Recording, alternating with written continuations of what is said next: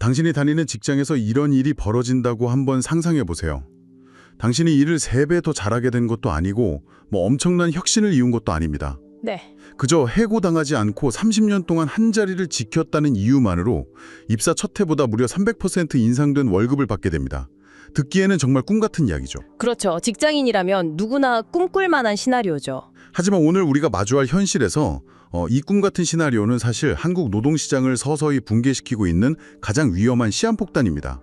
그래서 오늘은 아주 직설적이고 차분하게 이 거대한 모순의 한가운데로 들어가 보려 합니다. 왜 회사 안에서는 50대가 나가지 못하고 회사 밖에서는 청년이 들어가지 못할까요? 아주 묵직하고 또 서늘한 화두입니다.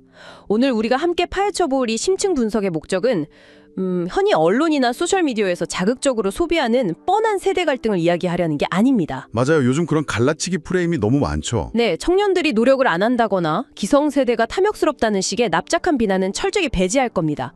대신 통계청의 데이터, 보건사회연구원의 추적조사, 그리고 각종 노동 관련 쟁점 자료들을 바탕으로 도대체 이 자동차의 엔진이 어디서부터 고장났기에 아무도 앞으로 나아가지 못하고 있는지 그 노동시장 구조의 뼈대를 해부해보는 것이 오늘의 미션입니다. 당신도 아마 명절 가족 모임이나 직장 동료들과의 술자리에서 이 답답함을 한 번쯤은 느껴보셨을 겁니다. 부모님의 불안한 은퇴 준비, 혹은 동생이나 자녀가 끝없이 반복하는 취업 스터디. 이건 그저 뉴스에 나오는 숫자 노름이 아니라 바로 당신과 당신 가족의 밥그릇 이야기니까요. 아주 현실적인 문제죠. 자, 그럼 먼저 회사 아래 풍경부터 들여다보죠. 흔히들 고령층이 일자리를 양보하지 않고 기득권만 움켜쥐고 있다고 비판합니다. 하지만 막상 데이터를 열어보면 사실 이건 단순한 욕심이 아니라 철저한 생존 그 자체더군요. 그렇습니다. 기성세대를 향한 막연한 분노 뒤에 가려진 진짜 현실을 봐야 합니다. 보건사회연구원의 자료를 보면 아주 뼈아픈 구조적 함정이 드러납니다.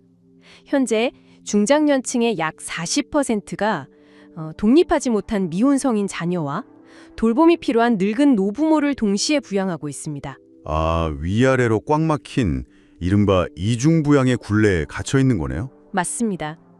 본인의 여유로운 노후를 준비하기는커녕 위아래로 막대한 경제적 짐을 혈혈단신으로 떠받치고 있는 상황입니다.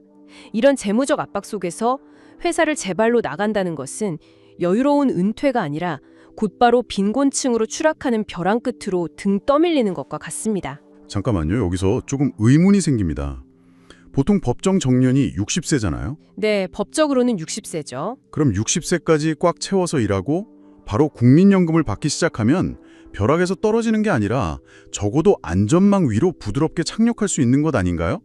왜 50대 초중반부터 사람들이 그렇게 불안에 떠는 건지 그게 잘 이해되지 않습니다. 논리적으로는 그게 맞아야 합니다. 하지만 60세 정년이라는 법은 사실상 전체 노동자의 90%에게는 일종의 착시 현상에 불과합니다.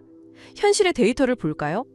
통계청 조사에 따르면 근로자가 자신의 생애에서 가장 오래 일한, 그러니까 주된 일자리에서 퇴직하는 평균 연령은 60세가 아닙니다. 그럼 몇 세인가요? 고작 49세 남짓입니다. 네, 49세요.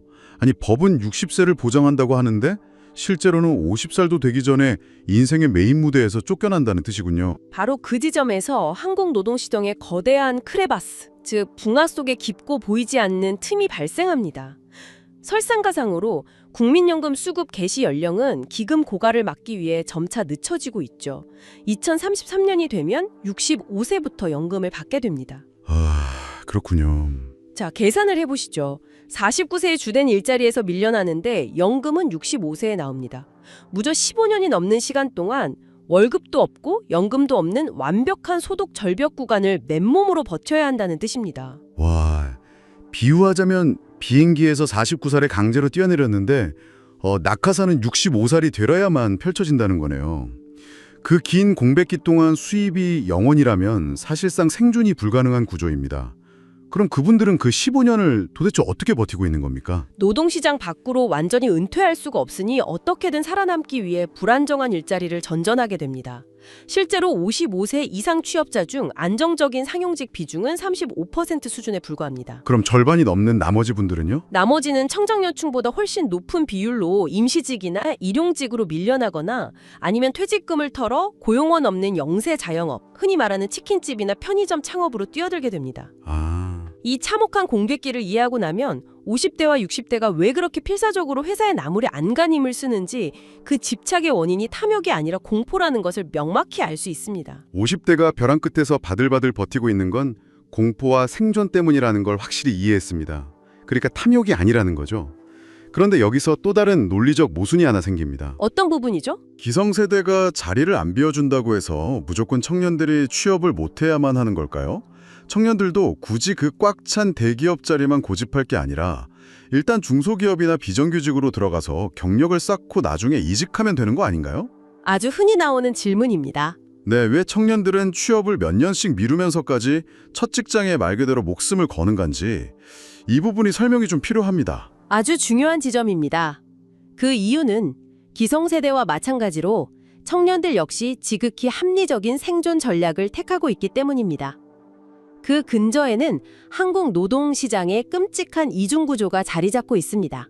이중구조요? 네, 데이터를 보면 청년들의 첫 단추, 즉 첫 일자리가 평생의 소득과 고용 안정성을 결정해버립니다.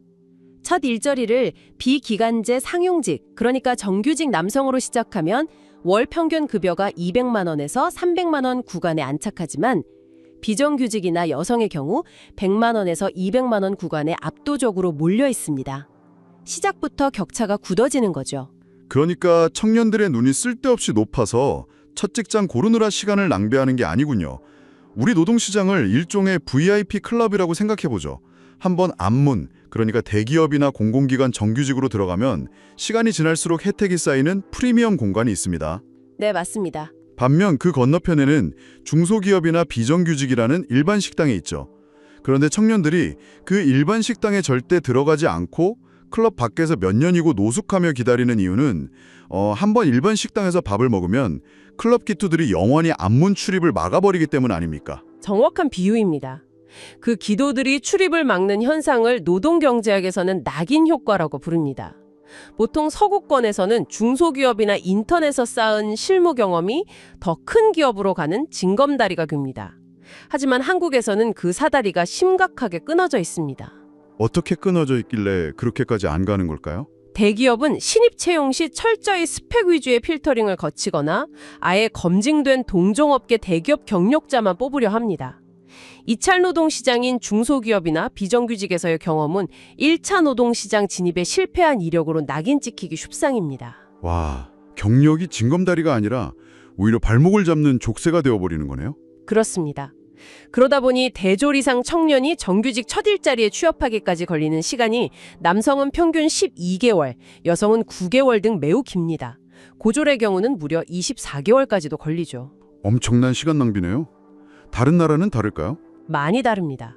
한국보건사회연구원의 분석을 보면 독일은 이원적 직업교육훈련이라는 제도가 있습니다.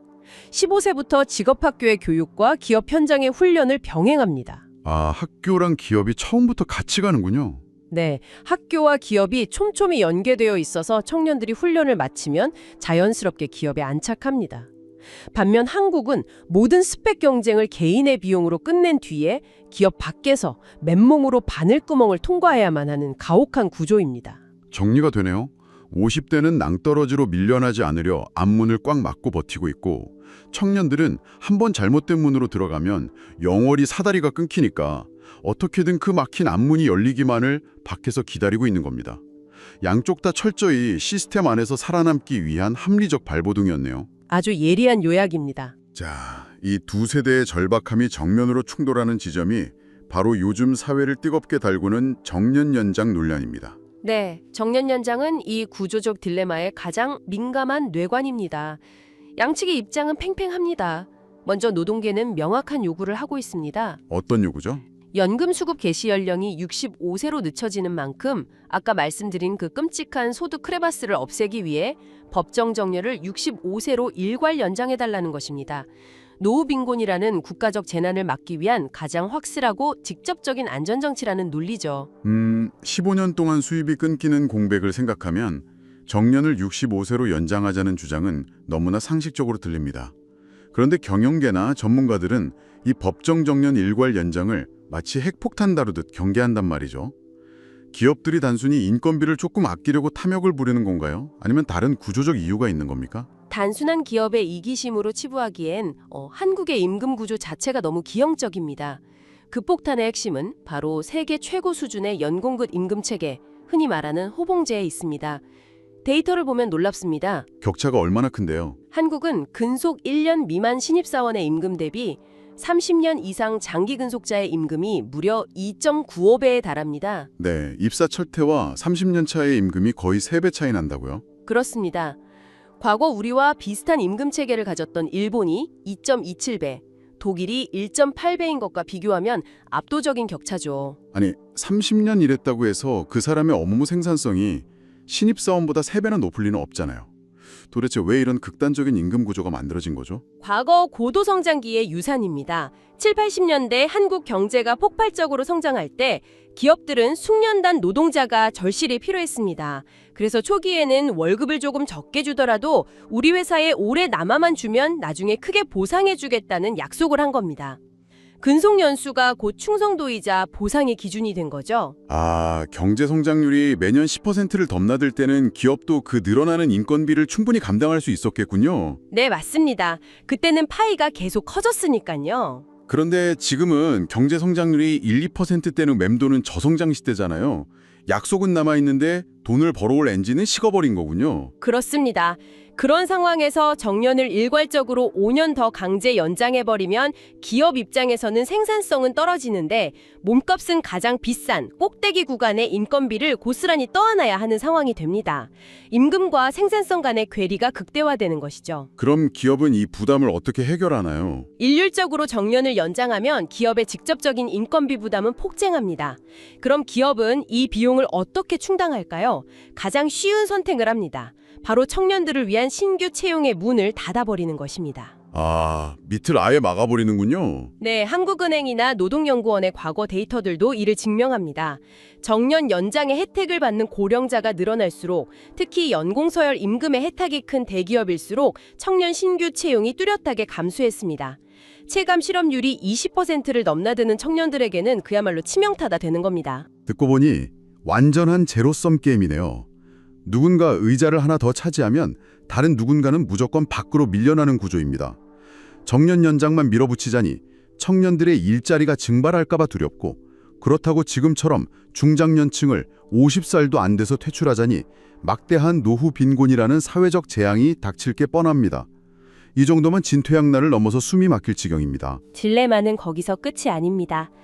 앞서 60세 정년을 온전히 채우는 사람은 전체 근로자의 10%에 불과하다고 말씀드렸죠. 네, 대다수는 49세에 밀려난다고 하셨죠. 만약 아무런 구조적 변화 없이 법정 정년의 숫자만 65세로 일괄 연장한다면 그 혜택은 누구에게 돌아갈까요?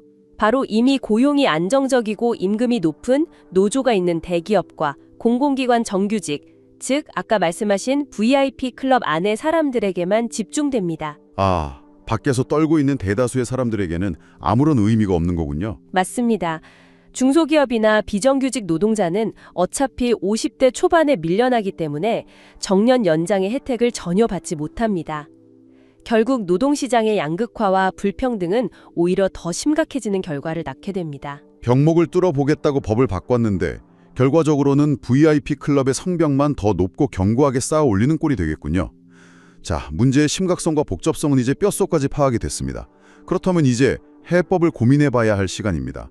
법전에 나이 숫자 하나 지우고 다시 쓴다고 풀릴 고차방 정식이 아니라는 건 확실해졌습니다. 전문가들은 이 꽉 막힌 노동구조를 어떻게 리모델링해야 한다고 보나요? 가장 시급하고 핵심적인 열쇠는 단연 임금체계의 개편입니다. 최근 IMF 역시 한국 정부의 정년 연장을 권고하면서 연공 서열형 임금체계 개편을 반드시 병행해야만 하는 필수 보완 조치로 못 박았습니다. 그러니까 일한 시간에 비례해 주는 방식에서 벗어나라는 거군요. 네, 단순히 버틴 시간에 비례해 월급이 오르는 시스템을 수행하는 직무의 난이도와 성과에 따라 보상받는 직무급 중심으로 전환해야 한다는 것입니다. 그 직무급이라는 게 구체적으로 현장에서 어떻게 작동한다는 건가요? 그러니까 나이가 들었다고 무조건 월급을 깎겠다는 뜻은 아닐 테고요. 임금 곡선의 형태를 바꾸는 겁니다. 입사 초기, 즉 청년들이 받는 임금의 하한선은 지금보다 높여서 진입장벽과 불평등을 줄여줍니다. 반면 근속 중반 이후로는 임금의 자동 인상폭을 둔화시키거나 담당하는 직무의 가치에 맞게 재조정하는 방안입니다. 아, 나이가 아니라 어떤 일을 하느냐로 가치를 매기는 거군요. 그렇습니다. 나이가 아니라 어떤 일을 하느냐로 보상을 결정하면 기업은 막대한 인건비 폭탄을 피하면서 고령자를 계속 고용할 여력을 확보할 수 있고 청년들은 실력에 맞는 보상을 받으며 채용의 문이 다시 열리게 됩니다. 300%짜리 연공급이라는 무거운 시소의 균형을 다시 맞추자는 거군요. 그렇다면 궁금한 게 우리보다 먼저 이 끔찍한 초고령 사회를 맞닥뜨린 일본은 이 문제를 어떻게 풀었습니까? 일본도 과거에는 우리처럼 호봉제가 강했던 걸로 아는데요. 일본의 선례가 우리에게 아주 현실적인 힌트를 줍니다. 일본 역시 연금 수급 연령을 늦추면서 소득 공백 문제를 해결해야 했습니다. 하지만 한국 노동계가 주장하는 것처럼 법정 정년 자체를 강제로 65세로 확 끌어올리는 위험한 방식을 택하지 않았습니다. 그럼 어떻게 고용을 연장하는 거죠?